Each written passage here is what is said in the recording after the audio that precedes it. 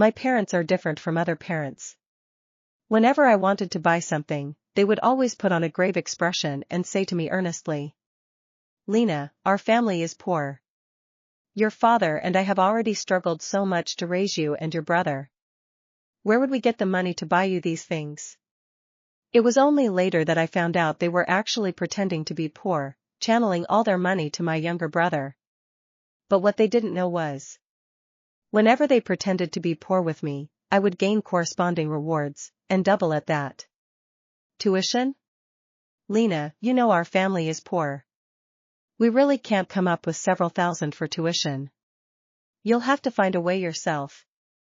Sure enough, when I asked them for tuition money, they used that familiar tactic to put me off.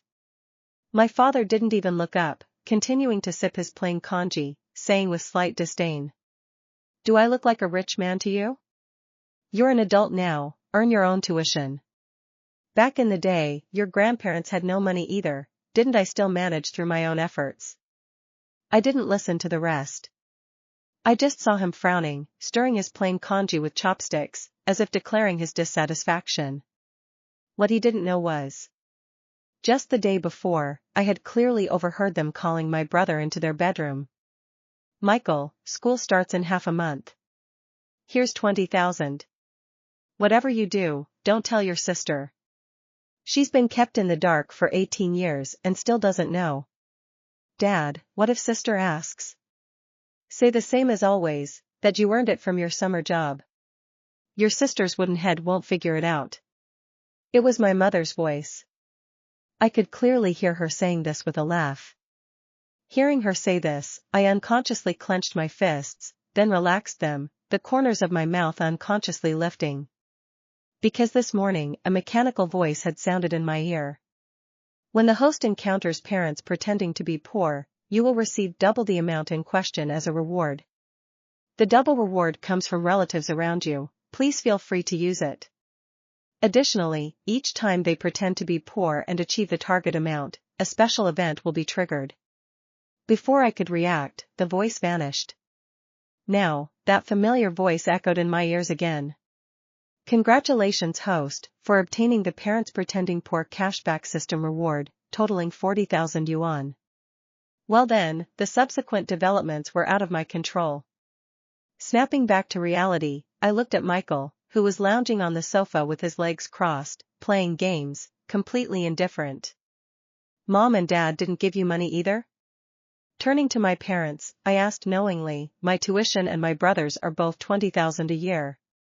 Since you can't give me 20,000, what about his?" Hearing this, Michael's hands trembled, and his phone fell vertically, hitting his nasal bone.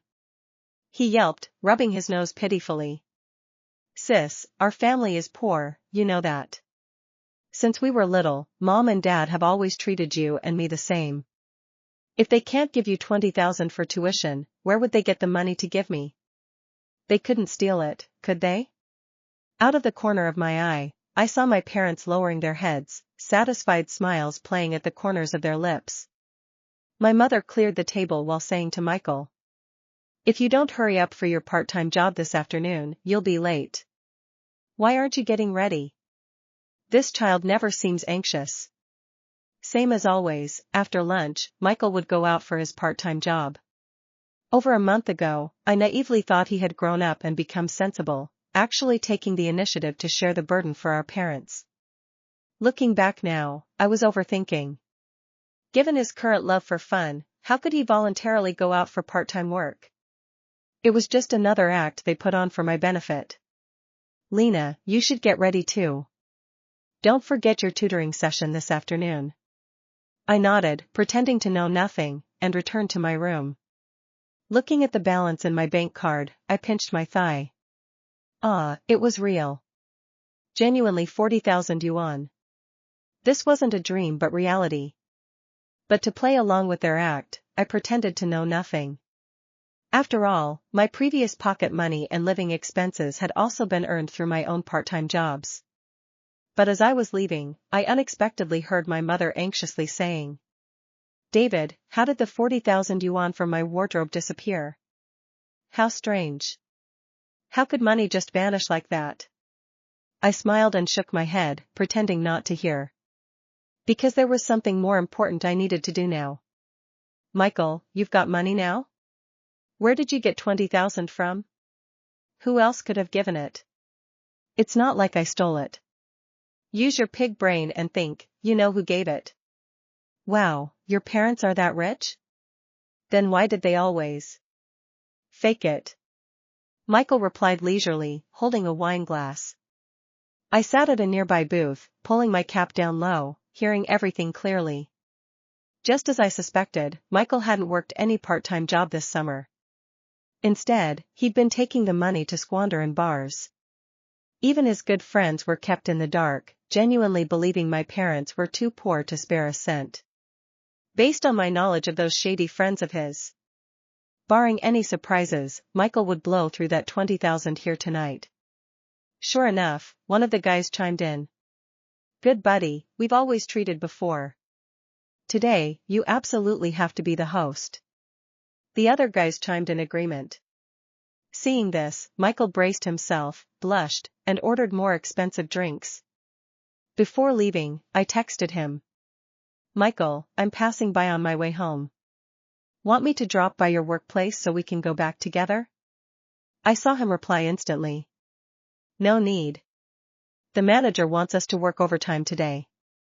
Got to earn that tuition money. This kid lies without even batting an eye. When I got home after my tutoring session, Michael still wasn't back. But I heard faint sounds coming from my parents' bedroom again. Should we buy Michael a car? He just got his license, it'll be good practice. I was thinking the same, but... My father paused before continuing, but a car is so conspicuous. Lena is bound to get suspicious. We need to find a plausible excuse. The room fell silent.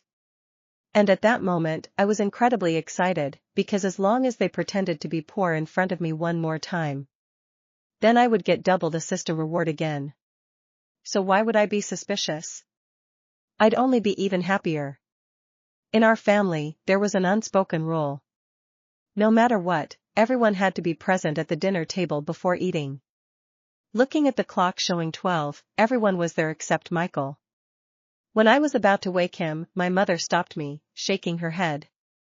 Your brother didn't get back until late from his part-time job.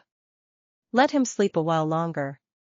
I sat down pretending to comply, inwardly a storm was raging. I couldn't help but marvel, with acting skills like my parents, they could put countless celebrities to shame. Not going into acting was truly a waste of talent. By the time my brother emerged, another full hour and a half had passed. And the dishes on the table had been reheated multiple times. Before Michael even sat down, a wave of alcohol hit my nostrils. Seeing my expression, my father ladled him some tomato and egg soup while explaining. Your brother worked really late last night, but the manager's a good guy. Felt bad about it, so he treated him to barbecue and drinks. So the smell of alcohol is normal. It just shows your brother is responsible. You should learn from him, got it? I nodded without responding, then casually said. Mom, Dad, I want to buy a car. My parents hadn't expected this. The rice they'd just put in their mouths nearly came out their noses. Michael's brain seemed to short-circuit, still processing. Cough, cough. Lena, you don't even have a driver's license. What would you do with a car? My father exchanged glances with my mother, then put on a grave expression and said earnestly to me. Lena, our family is poor. Your father and I have already struggled so much raising you and your brother. Where would we get the money to buy you a car? Besides, a car is no small sum. Even if we sold this house, we couldn't afford one. Right. Since it's something they supposedly can't afford, a huge sum, then why can they afford it for my brother? So pretending to be poor is selective. For me, whenever I want to buy something, they're always quick to utter two words, no money. But for Michael, even if he doesn't ask, Mom and Dad always manage to give him everything. Lena, it's all your parents' fault for being useless. We can't give you a good life. You've had to suffer. But just as he finished speaking, his phone vibrated. I clearly heard an anxious voice on the other end. Bad news, bad news. Grandma fell. Quite the full-scale performance. Just last night, when I got up, I heard my parents continuing their discussion in the bedroom about buying Michael a car. David, I've thought of a way. Let's do this and that. The way my mother mentioned was actually hiring someone to call my father. Using Grandma's fall as a pretext, they'd say they needed to return to the countryside. Since our hometown was deep in the mountains, several hours by bus. Plus Michael had just gotten his license, so after buying the car, when I asked about it, they'd fob me off saying it was rented. Perfect excuse. Since buying a real car is unaffordable, just spend a few thousand renting one for half a month. Michael could drive it when school started. Since we're on different campuses, I'd eventually forget about it. Thinking this, I quickly finished my rice when my mother anxiously asked, "How badly did Mom fall?" My father remained silent, sitting woodenly at the table, nodding blankly. "Then let's pack up and take the bus back." As for Lena.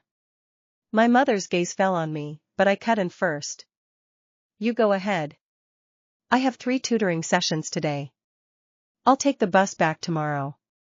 Right, you focus on your tutoring. Grandma's in our hands, don't you worry.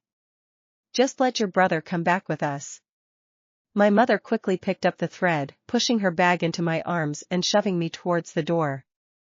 "Absolutely, I need you to pick up the car first, and wait for the system reward to arrive." Just as Michael started to say he didn't want to go back, my mother grabbed him by the ear and dragged him into the bedroom. I messaged my best friend Rose. "Leave it to you." Rose immediately sent an OK emoji. Although the pixels were a bit blurry, I could clearly make out the outlines. It was my parents and Michael choosing a car at the 4S. Just as I'd overheard yesterday. My parents really were taking Michael to buy that luxury car. "Show me your most expensive car." How could I let my son drive a cheap one? That would be beneath him. This was the first time I'd heard my father speak with such arrogance. Because from my earliest memories, whenever I wanted something, he'd always put on a pitiful, aggrieved expression. When I saw my brother Michael had a toy car, they'd immediately pull out their prepared lines.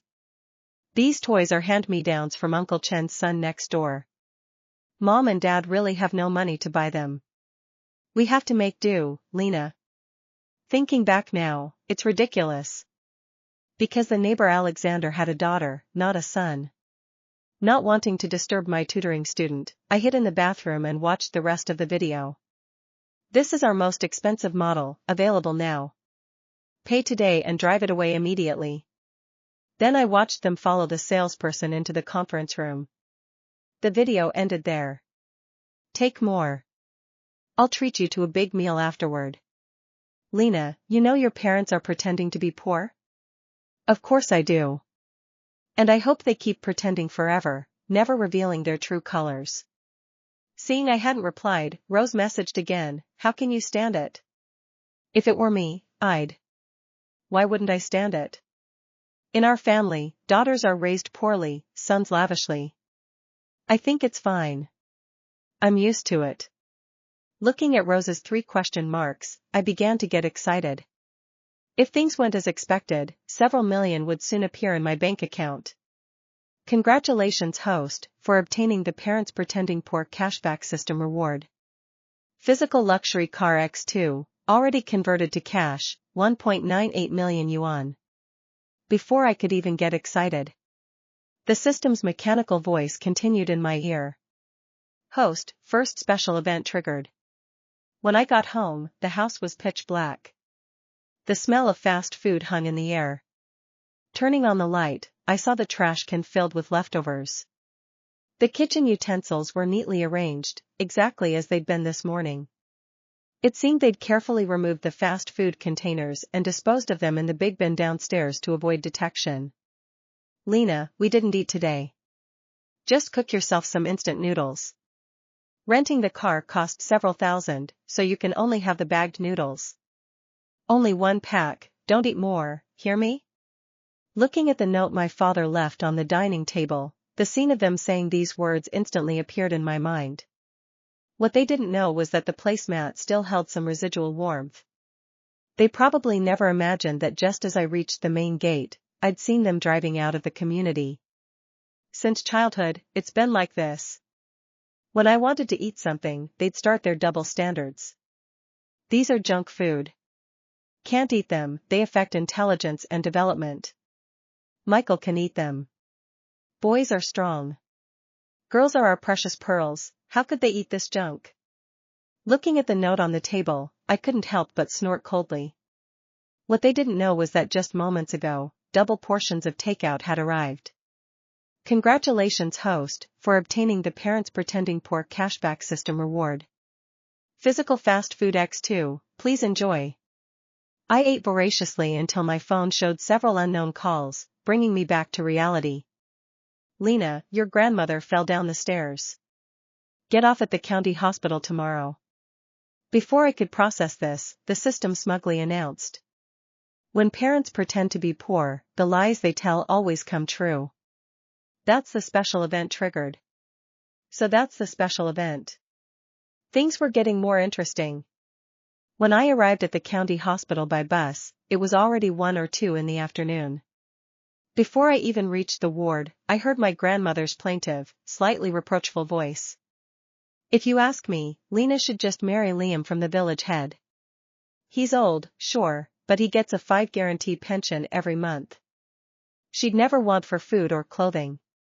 Hearing this, cold sweat soaked through my shirt, my palms damp.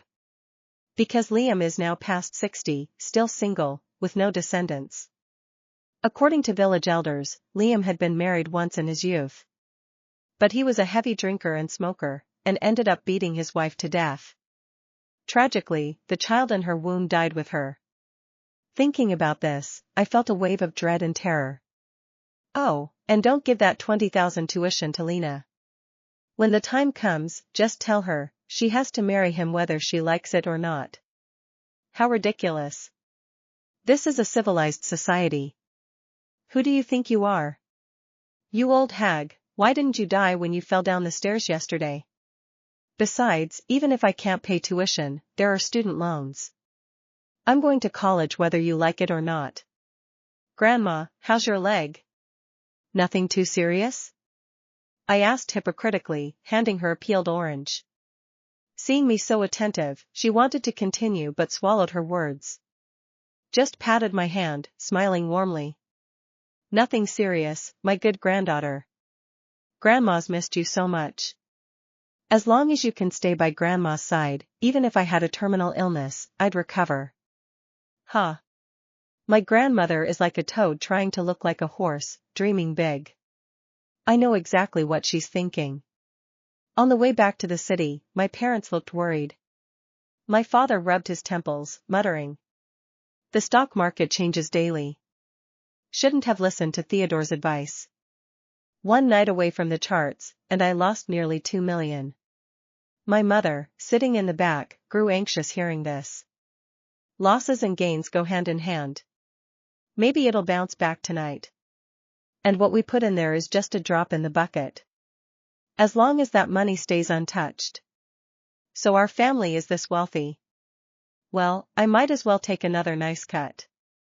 But before I could, something unexpected happened. A week before school started, my acceptance letter vanished. I searched frantically, under the bed, in the bookcase, even the kitchen and bathroom. Michael yawned, stretching lazily. Stop looking. Grandma has your acceptance letter. Probably used as kindling by now. I slapped my forehead, remembering that shortly after returning to the city. Grandma had called, demanding the whole family come back. Said her leg was healed, specifically instructing. Our village produced 2 college students. The village committee wants to see the acceptance letters. There's an extra reward. Our family is poor. Every bit helps. You can keep that money yourselves, better than working odd jobs. She wasn't wrong about the committee reward. But it was only 200 yuan each. Then she casually added, even though you and Michael both got into first-tier universities, first come first served. He gets 500, you get 200. I didn't believe it.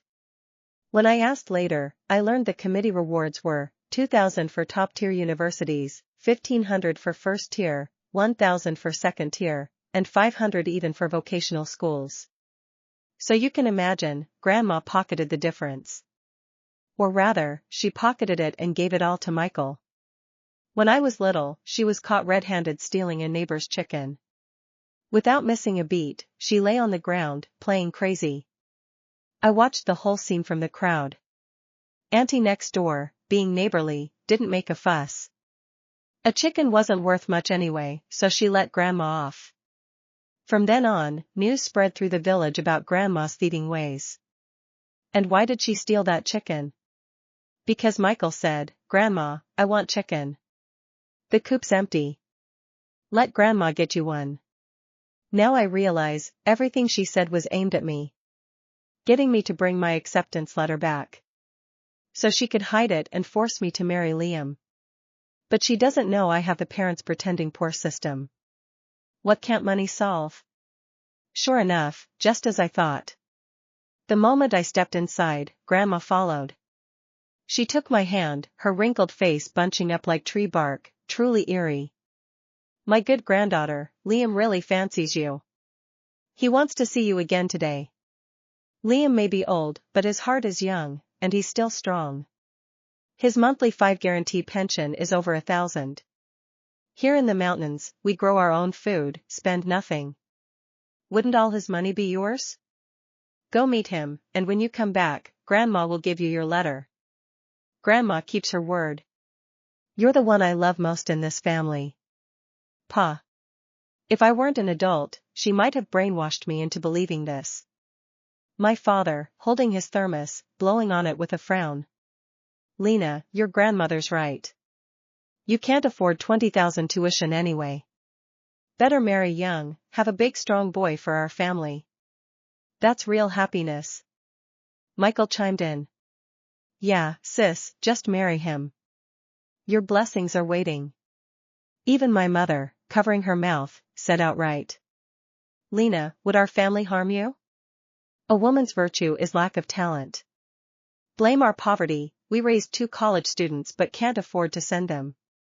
Hearing this, I couldn't hold back anymore, replying sarcastically. "Since you can't afford tuition, Michael can marry too. We'll both serve Noah together. I shouldn't hog all the blessings. Want me to share?" Hearing this, Michael's smile froze. My father's face darkened, hurling his thermos at me. I dodged just in time. The thermos smashed a hole in the wall, glass shards scattering.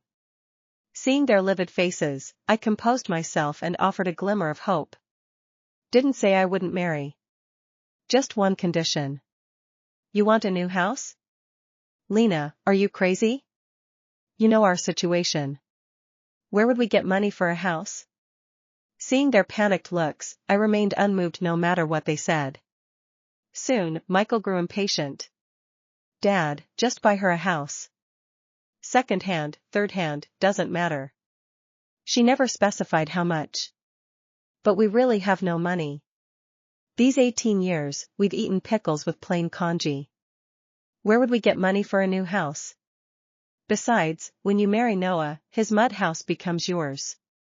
Why a new house? I didn't respond, just slowly shook my head. The stalemate lasted until my father broke the silence. "Anything but a house. How about this, I'll pay your 20,000 tuition." I looked at him in disbelief. "Dad, are you serious? Have I ever gone back on my word? I'll pay your 20,000. But you must meet Noah again today." He nodded, raising his voice. To make sure he kept his promise, I pressed him repeatedly, making him swear. Without hesitation, my father swore a terrible oath. My mother nudged him, worry in her voice. "Why swear such a heavy oath? You're not really going to pay her tuition, are you? You promised to set aside money for Michael's house." "Just fooling her. She likes sweet talk, so I'm giving her some." Empty promises, only a fool would believe. Once she agrees to meet Noah, things will be beyond our control anyway. My father answered nonchalantly, then suddenly added, "Don't forget, I'm a materialist. I don't believe in gods above." But they were wrong. There are gods above. Village roosters crow early. Before I woke, drums and gongs sounded outside. The smell of gunpowder from firecrackers hung in the air. Who's that, having a celebration so early? Drums and gongs at this hour? While the family was confused, I alone knew. Liam had come for his bride. Grandma reacted first, slapping her thigh with joy. Liam's come for Lena. So sudden. She's not even ready. Don't celebrate too soon, Grandma. You'll be crying soon enough. I dressed silently, pretending fear, my hands trembling so much my buttons were crooked. Grandma Wong, I'm here for Lena. We've got the bridal chamber to prepare. Grandma laughed heartily, forcefully pushing me out the door. And so, before dawn, I was seated in the bridal sedan. Once out of sight, Rose popped her head out of a car, waving. Lena, over here. Lena, that was brilliant. You actually went to Noah's yesterday? I shook my head then nodded. I went. Otherwise, who'd play the male lead in today's show? Since they love acting, I'll give them a show. Who doesn't love a good performance? Rose's eyes glazed over with confusion, begging me to explain. I smiled, wait and see. If you see Noah appear, wake me up. Being a director is exhausting. When Rose shook me awake, it was noon. Following her pointing finger, I saw Noah, hunched over, a red bridal sedan carried by 4 strong men. Gongs and drums preceded and followed the procession, quite a spectacle. Showtime. Noah, didn't you take Lena? Why are you back? Lena? I'm here for you. Yesterday Lena told me you've loved me for decades. Why didn't you say so? I've waited so long. With that, Noah moved to carry Grandma on his back. Grandma wouldn't let him touch her. She grabbed a rusty meat cleaver from the kitchen. Noah, have you been drinking? Gone crazy? Isn't that Lena girl enough for you? What's wrong with you? Noah said nothing, just coughed and spat a thick, bloody phlegm onto the ground. I watched intently through the screen. The whole scene was being recorded in high definition. As expected, Noah, having done time in prison, wasn't intimidated by a meat cleaver. His eyes fixed on Grandma like a hunter eyeing prey, he effortlessly lifted her. Seeing this, the villagers cheered, some even applauding. Only my parents realized belatedly. Oh no. The one who took Lena this morning wasn't Noah at all. It was someone else. Too late. Yesterday. I handed the cash I'd withdrawn to Noah. 100,000 in cash. Enough for your remaining years. Drink, smoke, live comfortably without worry. Seeing Noah's greed-clouded gaze, I leaned in and pressed my advantage. Noah, my grandmother has secretly loved you for ages. My grandfather died young, you understand. Plus, she's a lonely old woman in the village, no support. If you married her, you'd have meals prepared, clothes washed. What do you think? Hearing this, Noah's eyes darted around. He stroked his long beard, pondering. If she didn't love you, why would she bring you rice and oil every week? Cook for you every weekend? That's love. At this, Noah muttered, you might have a point. Why else would she bring things? Nothing for nothing. Good. Nothing for nothing. Thus persuaded, Noah gathered strong men and bought a sedan at the market. Before leaving, Noah grabbed me again. Girl, what if your grandmother refuses? I pushed his hand away seriously. Women are like that. They say no but mean yes. Besides, with you two alone, would she admit it to your face? If she were going to admit it, she'd have declared her feelings long ago. Noah never imagined. The rice and oil deliveries were welfare benefits from the village committee for 5 guarantee households. Plus the one-to-one assistance program assigned our family to help Noah. So really? Aren't they a match made in heaven? A month after school started, I changed my number. True to form, I hadn't received any calls or texts from parents or Michael.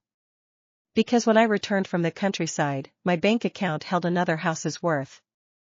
Congratulations, host, for obtaining the parents pretending poor cashback system reward. Physical new house X1, already converted to cash, 9.99 million yuan. With this money, plus reasonable investments, I'm set for life. Just when I thought they'd forgotten me, the inevitable happened. Is this Michael's sister? Confused, a gruff voice continued, your brother Michael borrowed several $100,000 from us. It's been a week overdue. I don't know any Michael. Wrong number. Whoever owes pays.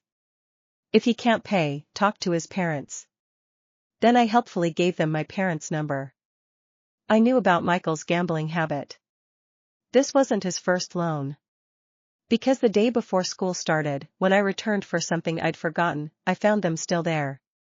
My parents and Michael. Son, how did you get addicted to gambling? Mom, I'm sorry. Help me this once. Don't tell Dad, or he'll kill me. No more gambling.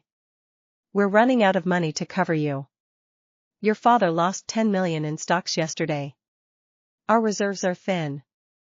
There are millions of workers waiting for wages. Mom was right. The money had moved to me. So she'd sold some valuables, jade, luxury bags, to barely fill the hole. But gambling addiction isn't so easily cured. Host, second special event triggered. Days later, an unfamiliar number called. The voice was all too familiar, my brother. Sis, do you have money? Money? You know our family situation better than I do. Where would I get money? We're poor. I answered without hesitation. Silence, then the dial tone. Later, Rose found me, sipping coffee. Lena, did you know? Your brother sold that car last week. Heard he's in deep debt. I nodded. She continued, and I think your father's ill? Rose wasn't wrong. When I visited during National Day, my father had collapsed from anger over Michael's debts. Fortunately, timely medical care saved his life. If I'm right, this was the second special event. Corresponding perfectly with the oath my father swore last month. May I die an unpleasant death if I don't pay Lena's 20,000 tuition. The doctor said my father's health was already compromised, stress from stock losses had caused previous collapses. Now, with Michael drowning in debt and creditors painting our door and walls with red paint. My father, enraged, had collapsed again. The doctor said if he'd arrived minutes later, that breath would have stuck forever. I visited the hospital. Entering the ward, I heard my mother sobbing. You worthless child. We told you to stay away from those friends.